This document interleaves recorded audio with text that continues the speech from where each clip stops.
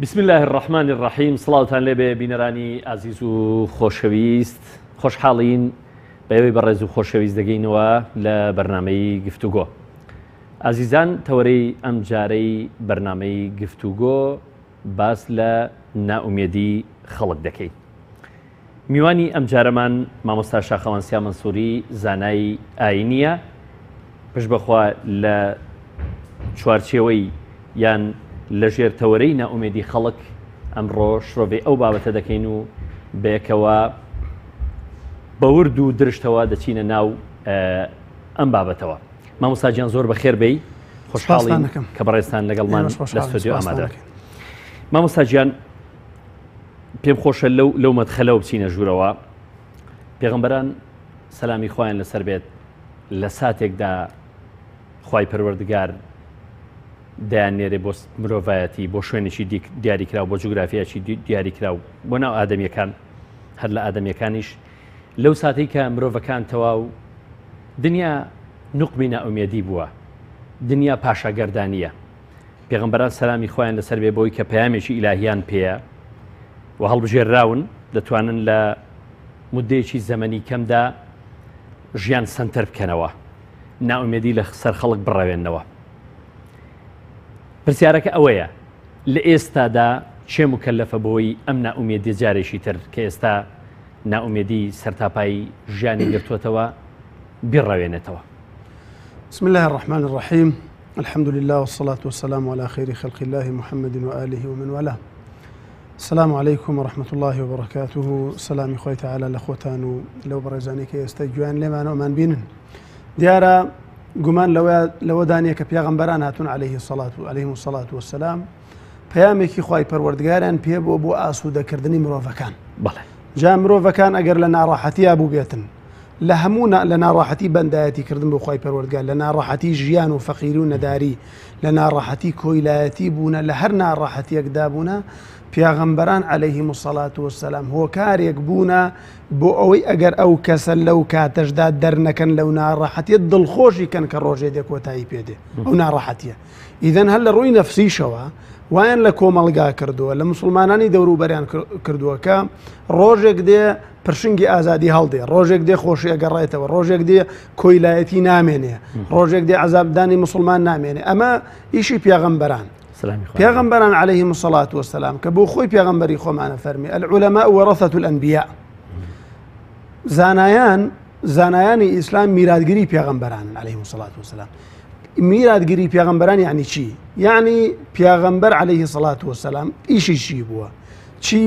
یەڵاوەتەوە بۆ ئەو زانایانە لەو عیلم و زانست و کردەوە و ئەو ڕێن نیشاندانی خەڵک بە شێوازێکی باش، ئەوش بۆ زانایان ماوەتەوە. بۆیە ئەمڕۆ ئەگەر تەسەور تەماشاکەی، تەماشای دەوروبەرمانکەی، خەڵکی زۆر لە نائومێدایە. قوتابیە کە دەرنەچوە لە نائومێدایە، جاری وایە خەریکە خۆیە کوژێت. مۆزەفێکم مەعاشەکەی ناتوە لە نائومێدیایە. کابرایەکی بازرگانێکی زەرری کردو لە نائومێدیایە. کەسێکە ئەوێ مزگەوت دروست کات،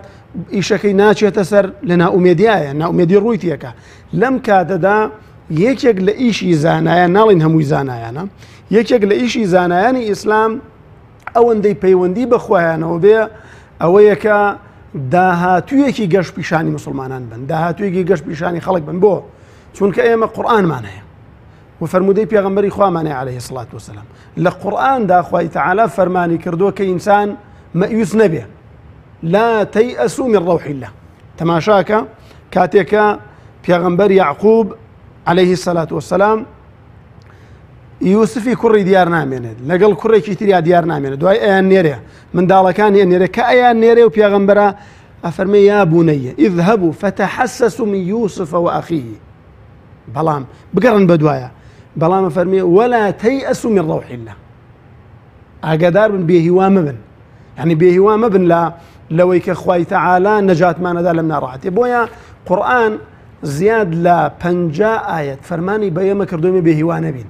ئیدەن جێبەجێکردن و خوێندنی ئەم 50 ئاەتە و باسکردن و باس و خواسی ئەم فەرمانە ئیلاهیە بۆ کۆمەڵگە ئیشی زانایانە،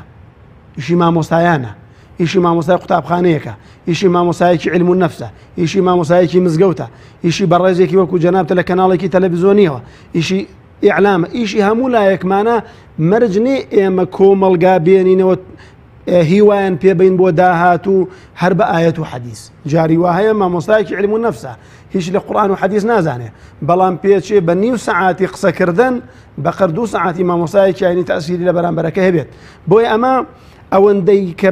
پەیوەندی بە دین و بە ئیسلام و بە قەزا و قەدەر و داهاتوە هەیە ئیشی مامۆستای ئاینیە مامۆستای ئاینیە فەرمانی خی پەروەردگار بۆ خەڵکی خوێندەکەی ئێمە مەشغوڵ نەبین بە ڕابردووە ئینسان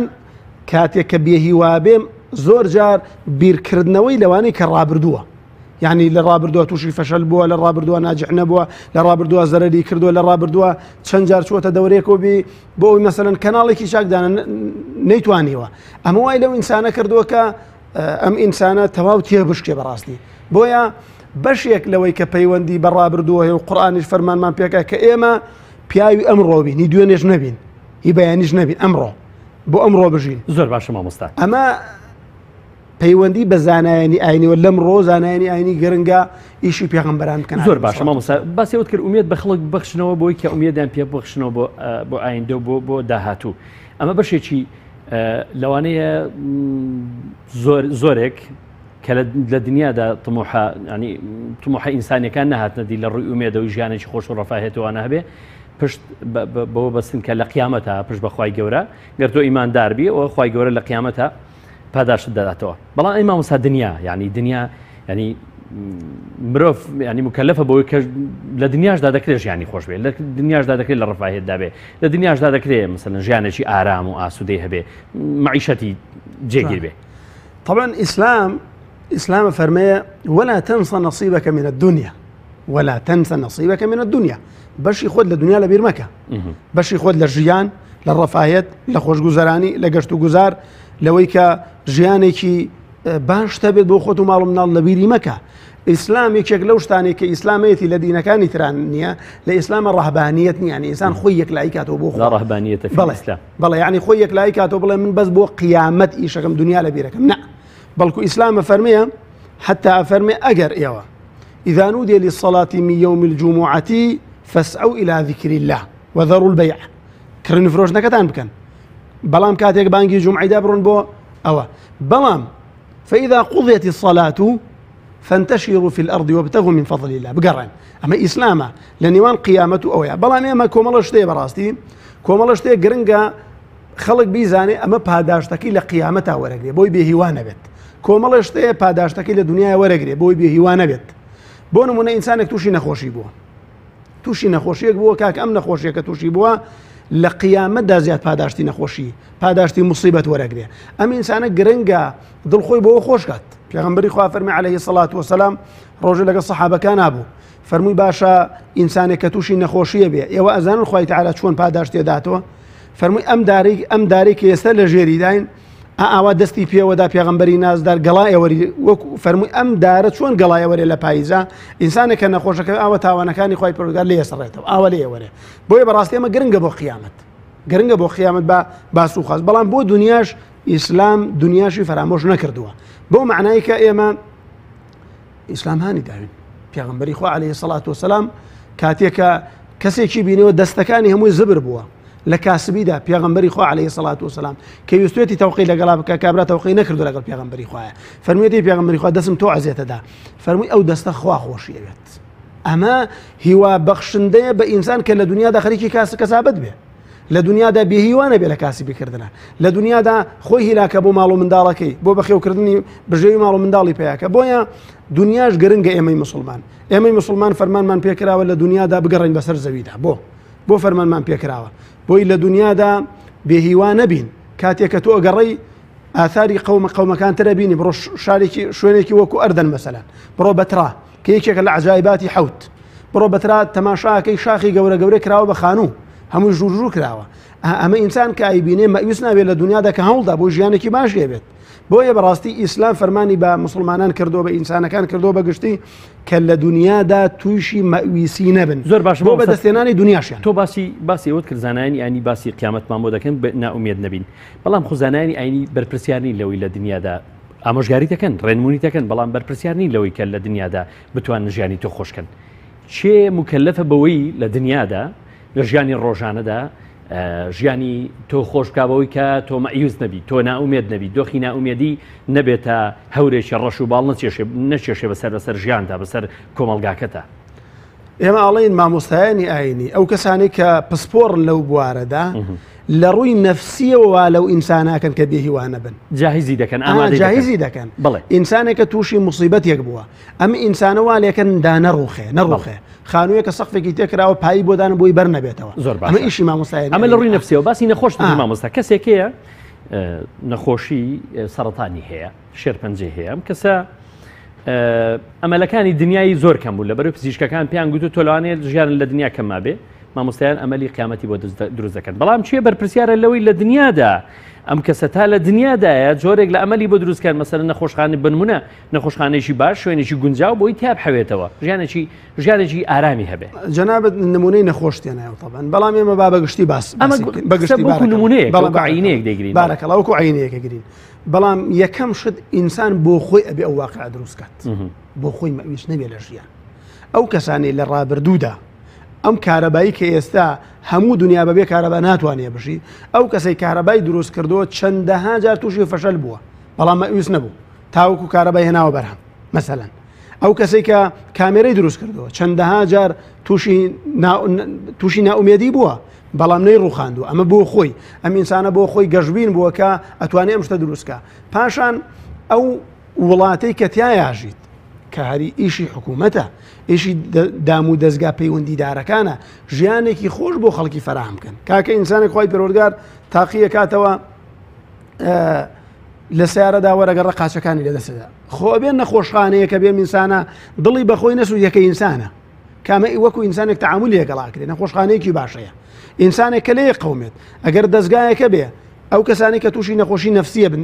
دەستگایەکی باشە بێ کاتێک کە ئینسانێک گەنجێک مەویست بۆ لە ژیان لە قوتابخانەیە سەرکەوتوو نەبووە ئافرەتێکە 20 ساڵە چاوەڕێی زەواجەتی بە قسمەتی نەبووە ئەگەر بچێتە دام و دەستگایەکە مە ئیشی حکوومەتە دانانی دام و دەستگایەک بۆی ئەم خەڵکە تووشی بێهی ئەوەی کە تووشی بێهیوا بووە بێهیوایەکەی لەسەر لادا زۆر باش قسەکە لێرە ئیشی حکوومەتیشە فکرەکە لێرە ئیسی دەسەڵاتە و ئیشی ئەوانەیە کە وەلی ئەمری ئەم خەڵکن شوێن و ژیان و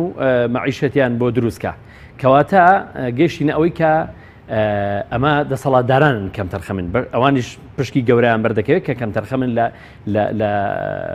دابینکردنی خۆشگوزەرانی ژیان بۆ خەڵکی کەواتە بەرپرسیارن لەوەی کە خەڵکیان ناومێت کردووە کەواتە بەرپرسیارن قسەکە لەسەر ئەوەیە کە سیاست بەرپرسە لەسەرەوەی کە ئەوانەی سیاسیەکانن ئەوانەی ئوموری ئەم وڵاتیان بەدەستە بەرپرسیارن لەوەی کە دۆخێکی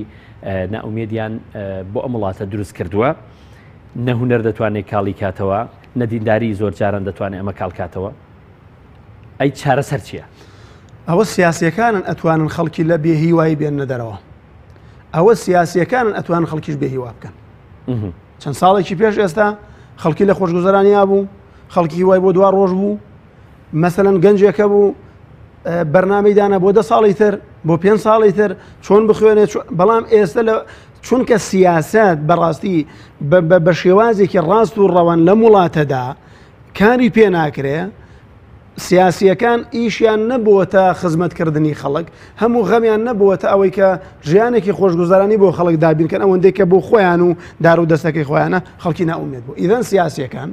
سیاسیەکان لە وڵاتەدا لە هەر وڵاتێکی تردا ئەتوانن خەڵکی وا لێ بکەن زۆر گەشتبین بن ئەتوان خەڵکی ژوالێکمان ڕژبین ئەمڕۆ خەڵک زۆر ڕژبینە ئەمڕۆ خەڵکێ بەڕاستی باش ماوەستا پرسیارە شخصی لە تۆ بکەم تۆکو فەردێک ینی کەسێکی بە ئومێدی یعنی ئومێدت هەیە ئومێدەکانت کەمن ئومێدەکانت زۆرن ئەگەر بە ئومێدی لە چیوە سەرچاوی گرتووە ئەگەر ناومێدی بۆ ناومێدی چۆن دەتوانی دۆخی ناومێدی ژیانی تایبەتی خۆت وەک فەردێک وەک نمونەیەک چۆن چارەسەرکەی من وەکو فەرد زۆر گەشت بێنم پێچە بە ڕەنگ و ڕۆ و قسەکانیشمە دیار بێت زۆر گەشتبینم بۆ بەڵام مامۆستا تۆش من و تۆش دەلالەتەوە نیە مامۆستا شاخەوان قسە لەسەر شاخەوە بکەیت بەڵام و منیشووە هەموو بەڵام بەشێکی لە مجتەمع و خۆمان من بۆ وەکو خۆم ئەو خەڵکی کە ئەیبینم لە سیاسیەکان زۆر ناومێدن ڕژبینن بەرامبەر خەڵکی سیاسی ینی تۆ تەسەور کە لە وڵاتەدا شەخصێک ناتوانێ بێ بۆ ئەوەی کە ژیانی خەڵک خۆشکە تەنەزول بکە لە شتێکی خۆی مەسەلەن ئەمە خەڵکوالێکە کە ڕژبین بێ بەرامبەر سیاسیەکانی ئەم وڵاتە من بۆ خۆم ڕژبینم بەرامبەر بەو کەسانی کە سیاست دەکەن لە وڵاتەیە ژیانی ئەم خەڵکی خۆشکەن بەڵام پێچەوەکو فەرد وەکو خۆم بخۆم گەشتبین بم. باش مامۆستا سیاسەکان نان هەوێ ناتوانن سیاست بۆ خۆی هەورێکی ڕەشە بۆ خۆی ژیانێکی ناومیدکەرانە بۆ خەڵک دروست دەکات. کێشەمان ئەوە نییە، کێشەمان ئەوەیە کە ئەگەر سیاست بە چاکی ڕەچاو بکرێ بەڕاستی ژیانی خەڵک خۆش دەکات. پێغەمبەران عەلەیهیمو السەڵاتو وەسەلام پێغەمبەرانی بەنی ئیسرائیل پێغەمبەر فەرموویەتی كانت بنو إسرائيل تسوسهم الأنبياء، يعني سياستي أو بنو إسرائيل پێغەمبەرانیان کرد. بەڵام ئێمە لێرەدا کێشەمان ئەوەی بەڕاستی لەم وڵاتەدا تەماشاکە مۆزەفێکە 4 مانگی معاشی ساڵی ڕابردووی خۆراوە، معاشەکەی ئەم ساڵی بۆتە ڕوبعێک بەڕاستی 2 مانگ جارێ ئەیدرێتێ، کرێکی هەموو مانگێک دێتە سەری، ماڵ و منداڵی نەخۆشەکەی پارەی نییە بۆ خەسخان. ئەم ئینسانە وا لێکات کە تووشی مەویسی بێت. ئەمەش هەموو سیاسەکان وایان لێ کردووە، هەموو سیاسەکان وایان لێ کردووە. بۆیە بەڕاستی ئێمە لە وڵاتی خۆماندا ئەو نەگبەتی و نەهامەتی کە بەسەر ئەم خەڵکەدا هێنراوە سیاسەکانی ناویانە. سیاسیەکان هەرچی نەگبەتی و نەهامەتی هەیە بەسەر خەڵک داوان هێناویانە و ئەو ژیان خۆشکردنی ژیانی شەروان بوونە. تۆگەل ئاسایی بە شەقامێکدا بڕۆی لە ناو بازاڕبی لە دایرەیەک فەرمانگەیەک لە مزگەوت کەسێک ببینی لە هەر شوێنێک کەسێک ببینی باسی ئومێدی لەگەڵ بکەی دەڵجا کو ئومێد ماوە، ینی کو دەلاقەیەک هەیە کو ئاسوەیەک هەیە بۆی ئومێدی لێوە ببینم، یان پێت دەڵێ وەڵڵاهی دڵم خۆش نیە، ینی دەڵێ بۆ دڵت خۆش نیە، دەڵێ چ هۆکارێک هەیە دڵم پێ خۆش بێ، ینی دەڵێ چی هەیە من ئومێدی لەسەر بنیاد بنێم پێم بڵێن مودەیەکی زەمەنی ناومێد بۆ دواتر ئومێدت بۆ دەگەڕێتەوە، پێمان دەڵێن ئایندەمان تاریکە. تۆ چۆن خیتابت بۆ ئەمانە چییە؟ ئێمە نابێ بیرکردنەوەمان لە شتەکان تەنها بۆ دنیا بێت. ئینسانێک سۆپەرمارکێتی کێیە؟ کەسێک دێ ئاگرێک هەنا بە سۆپەرمارکێتەکەیەوەی سووتێنێت، بەڵام دوایی کەسێک دێ ئەڵێ ئەم سۆپەرمارکێتەی تۆ کە سووتان دوێتی ئەو کەسە من دوو قات بۆ چاکەکەمەوە، کاتە ئینسان دڵی خۆشە بێت. بۆیە بەڕاستی من ئەگەر لە دنیادا تاکێکی ئەم کۆمەڵگایە لە دنیادا کە زوڵمێکی لێکرا، دراوسەیەکی زوڵمێکی لێکرد، باوکی مێردەکەی هاوسەرەکەی زوڵمێکی لێکرد، یەقینی هەبێت کە قیامەت هەیە، قیامەتێکی حەقی بۆ جێڕێتەوە ئینسانە کەمتر تووشی ناڕەحەتیە بێت، کەمتر. ئەمجا بەڕاستی ئەم دنیاە ئینسان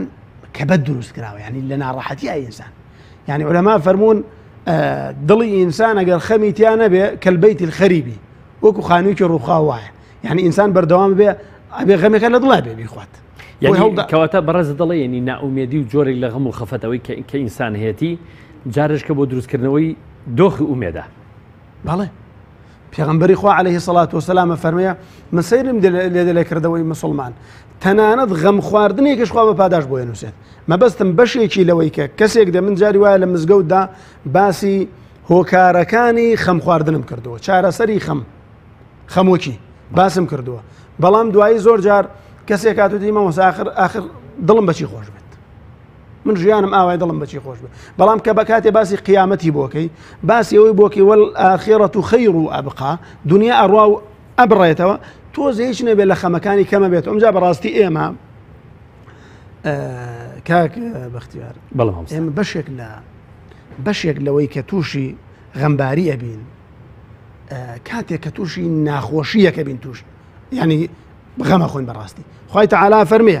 وإذا مسه الشر كان يئوسا، يعني توشي مەویسیە بێ، شەڕێکی توش بێ، ناخۆشیێکی توش بێ. بەڵام ئێمە ناخۆشیە کە تووشی ئینسانە بێ خوا پاداش دێداتەوە لەسەری بەڕاستی لە دنیادا، یعنی لە دنیادا پاداش وەرەگرێتەوە. ئەو ئینسانە مادەم خوای تەعالا تووشی بەڵاو موسیبەتێکی کردەوە پاداشتێکیە، بەڵام ئەوە ناگەێنێ کە ئینسان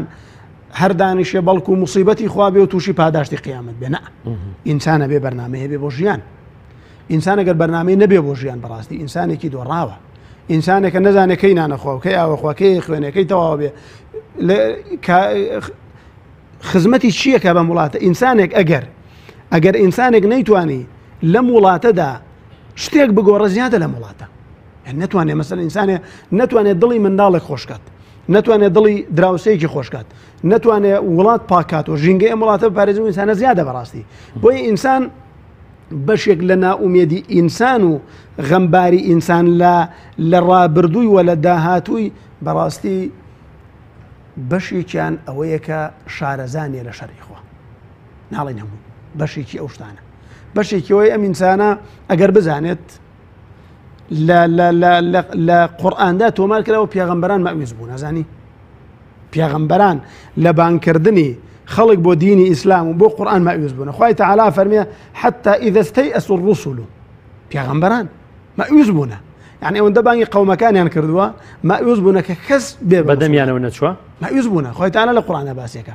بەڵام لە دوای ئەوە نەسری خوای پەروەردگار هاتووە. بۆیە ئینسان کاتێک کە تووشی مەعویسیە بێت لە دنیادا هەست بکا بەوەی کە یەقینێ بێ کە خوایەکەیە جەلە جەلالوه و ئەم ئینسانە لە ناڕەحەتیە پارێزێت. چەند کەس فەقیر بوونە خوای تەعالا ئێستا ژیانی خۆش کردوونە، چەند کەس قوتابی بوونە بەدەست ئیمتیحان و تاقیکردنەوە ئەیان ناڵان ئێستا خۆیان مامۆستای قوتابخانن، چەند کەس بوونە لەم وڵاتەدا لە وڵاتانی دەوروبەردا لە کونی زیندانەکانە گیر کرابوون ئێستا خۆی ڕۆ زیندانەکان کەشفەکات. ئەم ئینسانە مەعویز نەبوو لە ڕابردەوە بۆیە گەشتوتە ئەم ڕۆژە. بۆیە ئینسان مامۆستا دۆخی ئەوەی کە مادە زۆر زاڵ نەبوو بەسەر مرۆڤەکاندا لانی دەرونی و ئەوانیان لەسەر حسابی لانی دەرونی. طبعا ئینسان کاتێک کە تەنها بیری لە مادە کردەوە ئەو ئینسانە ئینسانێکی غەمبارە بێ بەردەوام. بۆ معنایە ناکە ئینسانێکی بێهیوا بێت، چونکە ئێمە لە ئەوروپا خەڵکی ئەخر ئیسلام مسلمانان لە جیهاندا ئەقەلیەتن زۆرینە نین. تەماشاکە ئەو خەڵکانی کە مسلمان نین زۆرجار بێهیواش نین. ئەو شتانی کە ئەمڕۆ بۆمان دروست دەکرێ لەواچێ لەم ستێدێ گەورەی توایە دروست ئەم شتانی کە دروست کراون لە سەدا 90 نامسلمان دروستی کرد بێ بێهیوانین وەنیە. بەڵام ئێمەڵین وەکو مسلمان وەکو ئینسانی بڕوادار باوەڕمان وایە ئینسانێک کە تووشی غەمباریە بێت، کە تووشی بێتاقەتیە بێت، کە دنیای لەسەر بچووکە بێتەوە، ئەگەر ئەم ئینسانە نێوان خۆی و خوا خۆشکات هیچ نەبێ غەمەکەی لە کۆڵە بێت، چونکە ئەوە خوایە جەلە جەلالوه وا لە ئینسانەکە دڵی خۆش بێت، خوای پەروەردگاریشە وا لە ئینسانەکە غەمبار بێت. هەر خوای پەروەردگارە ژیانی ئینسانەکان خۆشەکات، هەر خوای پەروەردگارە جەلە جەلالوه ئینسانەکان تووشی تاقیکردنەوە بەڵام موسیبەتەکە. بۆیە شتەکان بە لەژێر قودرەتی خوای پەروەردگارە. ئەگەر ئینسانی مسلمان دڵی پەیوەست بوو بەخواوە، قورئان وامان پێڵێت ئینسان دڵی پەیوەست بوو بەخواوە زۆر گوێ بەوە نادا کە دنیای لە دەستداوە. ئینسانێک ئەگەر چاوی لە دەستدا یەقینی هەبێ خوای تەعالا پاداشتی چاو لە دەستدانەکەی داتەوە زۆر غەمبار نابێت. ئەگەر ئینسانێ منداڵەکەی مرد، ئینسانێک خەڵکی وایە منداڵی مردووە، ئێستا کێشیانە لە نێوان ژن و مێردەکەدا خێزانەکەی لە جا کێڵە منداڵەکەی تریژمان نامرێ بۆیە ناڵە مناڵمان بێ هیوا بووە. بەڵام ئەگەر ئینسانێک هیوایە بوو کە ئەم منداڵم مردووە لە قیامەدا خوای تەعالا منداڵا کاتە حیجابێک بۆ من لە بینی من و ئاگرا، ئەم ئینسانە مەعویز نابێت لە دنیادا. ئەم ئینسانە یعنی باوەڕی بە قیامەت و بە غەیبیاتە بێ. بۆیە بەڕاستی ئێمە دوولایەنە مەسەلەی بێهیوا بوون، مەسئلەی غەمبار بوون، مەسئلەی بێتاقەت بوون. هەندێکیەوەیە کە ئێمە بیرکەینەوە لە قیامەت غەمەکانمان لە کۆڵە بێتەوە، هەندێکی دنیا بیرکەینەوە لەوەی کاکە من ئەگەر ئەمڕۆ تووشی کەوتنێک بووم، ئەمڕۆ نەتوانم خۆم هەڵسێنم و قوتابیم نمرەم کەم هێناوە، ئەگەر نەتوانم لە دەوری دۆمدا نمرەیەکی باش بێنم ئەکەوم خەڵکێکەدا بەلامە ئەڕوات بیر نەکەمەوە لە خۆم، بیر نەکەمەوە لە ڕابردوودا خەڵکێکە بووە 10 ساڵ کەوتووە لە ئیمتیحانە بەڵام ئێستا پرۆفیسۆرە، بیر نەکاتەوە لەوەی لە ڕابردوودا خەڵکێک بە خوێندنی مەحلومی ئێستا بۆتە پرۆفیسۆر. وەنیە بۆیە ئینسان من 14 ساڵدا بڕام لە خوێن و نەمتوانی بخوێنم و دۆخێک کاتە پێش توانیم بخوێنم و بەکەلۆرەسیشم هێنا. ئێستا گەر دەواازەکانم بۆ گونجێت جاریشتر لەوانێ بتوانم ماستەریش بخوێنم و دکتۆراش بخوێنم و پلەکانی تریش ئینشاءڵڵا هەمووی ئەبێت خوای تەعالا بۆ سەهلکە. بۆ ئێمە بەستم چییە لێرەدا قسەکە لەسەرەوەی ئینسان نابێ ناومێت بێت، ئینسان نابێ ناومێت بێ. ئاخر ئەگەر ئینسان ناومێت بێ تەماشاکە منداڵ کە پێگرێت خۆ منداڵ تا پێگرێت 100 جارەکەوێت 100 جار چییە 1000 جارەکەیە. باشە ئەگەر ئەم منداڵە ناومێت بێ لە هەڵسان ئەتوانە پێ بگرێ نەبێ وازی بهێنایە. ئەگەر ئینسان ناومێت بێ لەوەی کە لە ژیان قەت فێری قسەکردن نابێ خۆ 20 جار هەڵاکە لە تا فێری زوبانێکە بێت 1000 جار هەڵاکات وەنیە. ئەدیسۆن چەند هزار جار ئەوەی تاقی کردبەوە کە فێری ئەو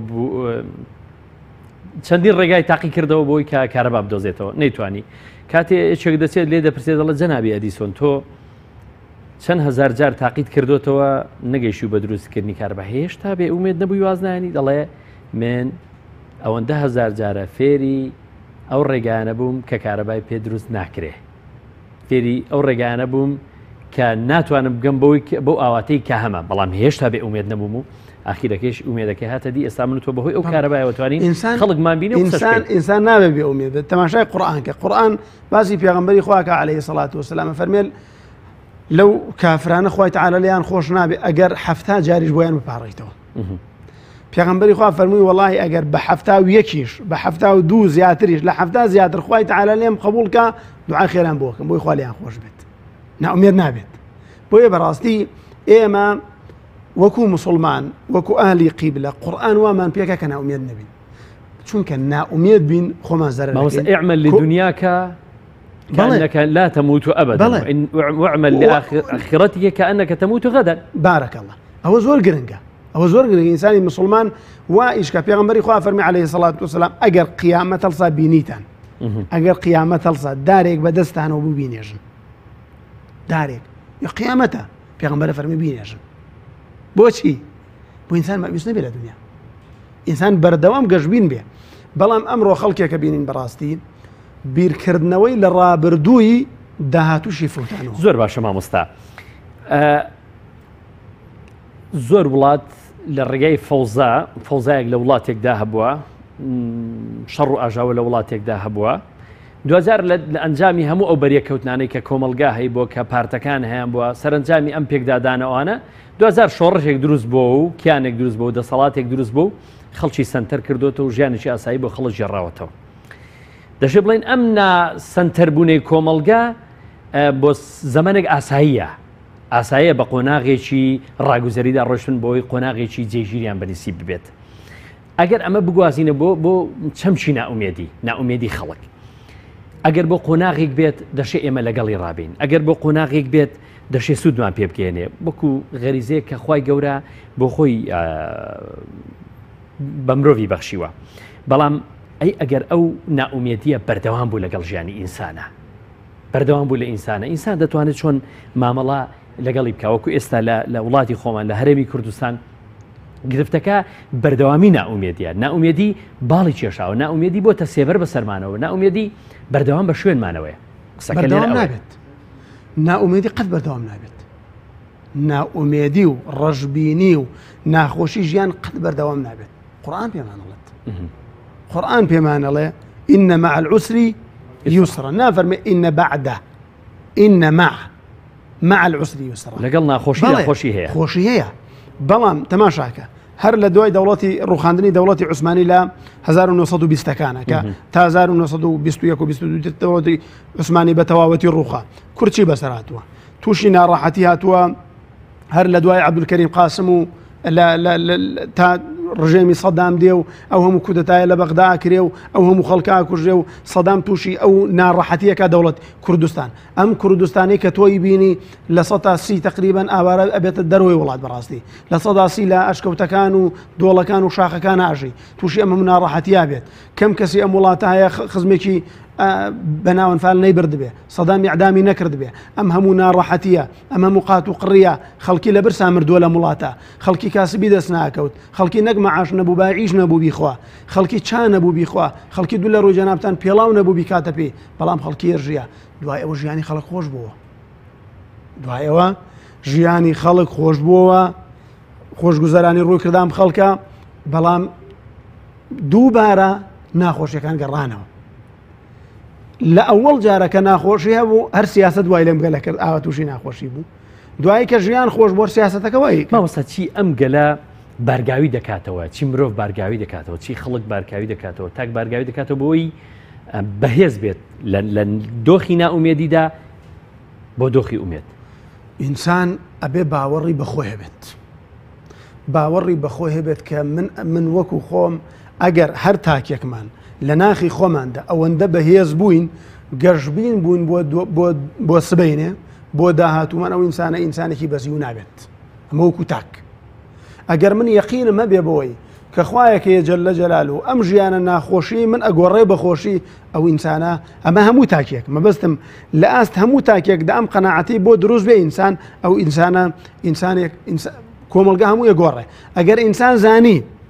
لە ناخی خۆی دەزانی لە ڕابردوودا تاریخ و ژیانی پێغەمبەران و پیاوچاکان بە ناڕەحەتیدا ڕۆشتۆ و دوای تووشی خۆشگوزەرانی بوونە ئەو ئینسانە بارگاوی نابێ بە ناڕەحەتی بەڕاستی ئەم ئینسانە یعنی ئاسۆیەکی گەششی لێ دیارە بەڵام ئەمڕۆ کە جەنابەت باست کرد کە خەڵکی بەڕاستی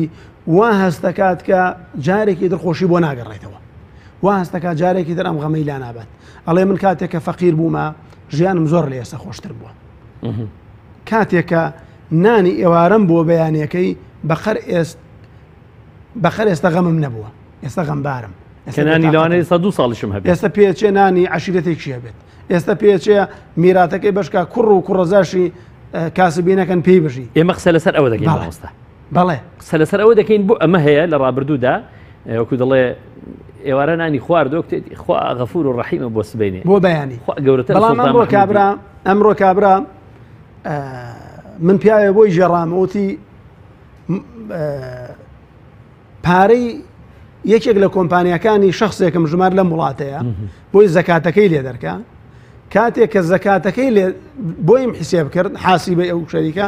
بۆیم حیسێب 170 دەفتەر زەکاتی بوو لەم ساڵانی ڕابردوودا 170 دەفتەر زەکاتی بێ ئەما بێت چەند پشتی پێی بژیت بەڵام ئەم ئینسانە بەردەوام بێتاقەت بوو بەردەوام غەمبار بوو ئاخر کاک ئێمە ئەڵێن سەعادەتی ڕاستی و دروستی و حەقیقی پارە نییە یعنی ئەگەر بەهاتایە و خۆشگوزەرانی بە پارە و سەروەت و سامانەوە بووایە خۆی تەعالایدا بە پێغەمبەران وانە خۆشگوزەرانی ابن تەیمیە ڕەزا و ڕەحمەتی خوای لێ بێ فەرمێ جەنەتی فی صەدری فەرمووی بەهەشتی من لە سینگمایە بەهەشتی من لە سینگمایە ئەگەر بمخەنە بەندینخانەیەکەوە ئەوە شوێنی عیبادەتە ئەگەر دەرمکەن لە وڵاتە ئەوە سیاحەتە ئەوە بیرێ کردەوە ینی بەهەشتی دڵخۆشی و خۆشگوزەرانی ئەو لە سینگیا بووە بۆیە بەڕاستی ئێمە لە سینگمانە نەماوە ئێستا ینی ئێمە هەر کەسێکمان بگەڕێت لەم ناڕەحەتیشدا مەگەرێکێک زۆر ژیانی خراپ بێ بەلایەنی کەمەوە پارە و بۆ چەند مانگێکیش دەتوانێت بەبێ کەسابەت بژی بەڕاستی بەڵام بۆ غەمبارین بەشێکی پەیوەندی بە خۆمانەوەیە بەشێکی پەیوەندی بە ئیلتیزامی خۆمانەوەیە بە دینەوە چونکە ئێمە موسڵمانین گومانی تیانێ شەیطان خوای پەروەردگار لە قورئانە فەرمێ شەیطان بۆ گیان موسڵمان هێرشە بەردەوام ئینسانێکە موسڵمان نەبێ شەیطان حەقی نییە بەسەری زۆر باشە مامۆستا مرۆڤ لە ئێستادا بۆ خۆی دروستکەری ناومێدی نییە بەوەی کە لە ڕێی دروستکراوەکانی هەر لە ڕێو ئینتاج و بەرهەمە هەیەی بۆ نمونە ئەو تەکنەلۆژیایی ئێستا هەیە ئێستا ئێمە بەهۆی تەکنۆلۆژیاوە قسە دەکەین لەگا بە خەڵک بەهۆی ئەوەی کە تۆڕە کۆمەڵایەتەکان هەن بەهۆی ئەوەی ئینتەرنێت بەربڵاوە بەهۆی ئەوەی تۆ تەلەڤیزیۆنێک دەکەیەوە بەردەوام هەواڵی ناخۆشت پێدا هەواڵی جەرگبڕت پێدا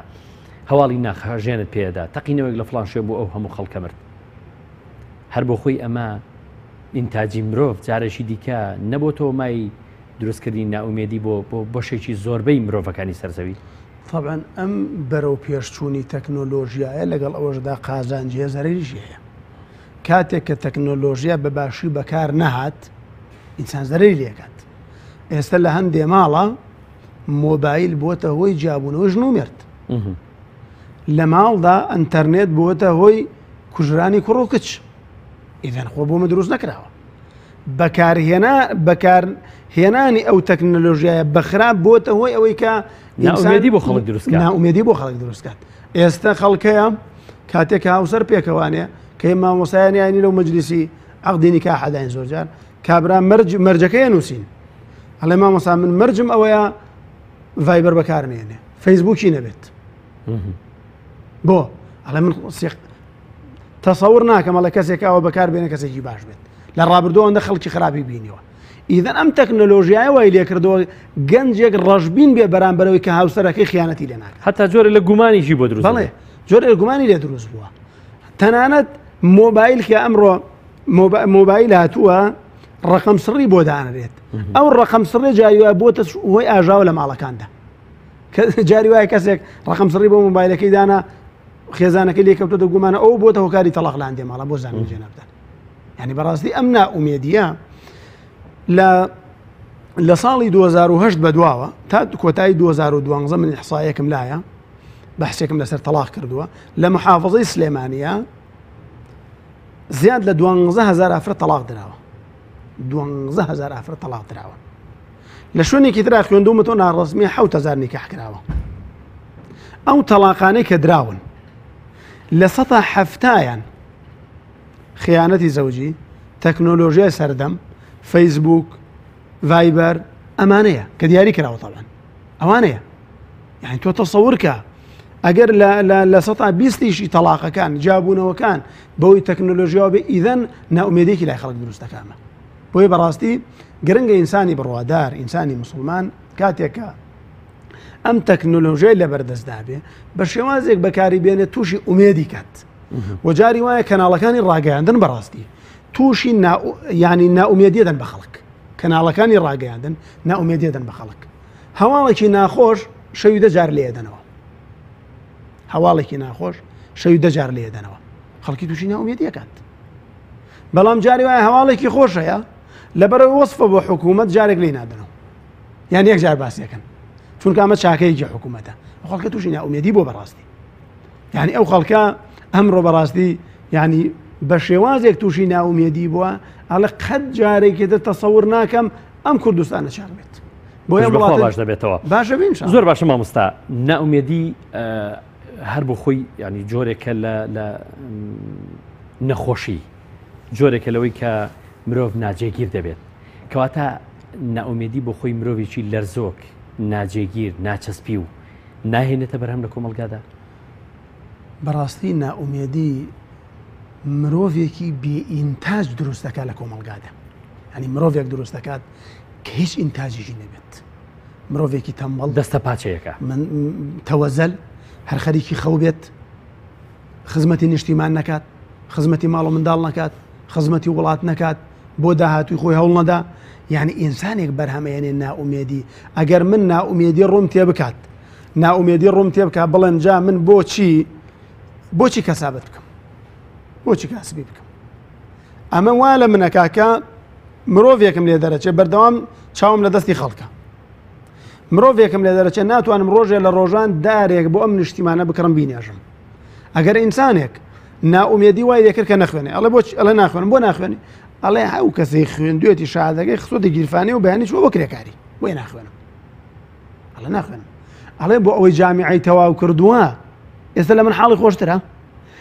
بیر لەوە ناکاتەوە کە ئەم ئینسانە بێتە ئینسانێکی ڕۆشن، بەس بیر لە ماداکاتەوە. جەنابەت جوانت فەرموو، ینی مادیبوونی ئینسان لە ئەوڵەوە، مادیبوونی ئینسان زۆر جار زەرەی لە ئینسان داوە. یعنی ئینسان بەس بیر لە مادە بکاتەوە. تەسەوور کە